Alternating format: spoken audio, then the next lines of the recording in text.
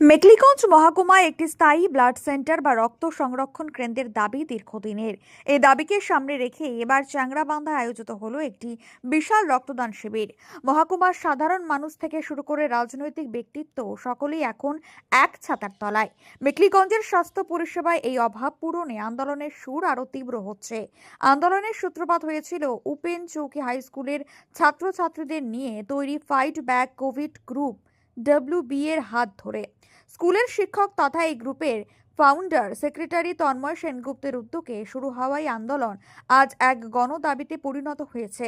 Mekliganj মিউনিসিপ্যালিটির chairman প্রভাত পাটনি, বড়বাবু অমিতাভ বর্ধন চৌধুরী, সমাজকর্মী অঙ্কিতা অধিকারী সহ বহু বিশিষ্টজন এই লড়াইয়ে সাহায্যের হাত বাড়িয়ে দিয়েছেন।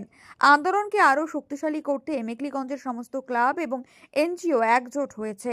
West Bengal voluntary blood donors forum ছত্রছায়ায় মেকলিগঞ্জের কল্পতরু স্বেচ্ছাসেবী সংঘ, the young mind, Srijan Panchapandab, Kishalay পথের সাথী, কুচলিবাড়ি ভলান্টারি অ্যাসোসিয়েশন এবং তিস্তা জন কৃষক সংঘের মতো সংগঠনগুলি কাঁধে কাঁধ মিলিয়ে লড়াই করছে।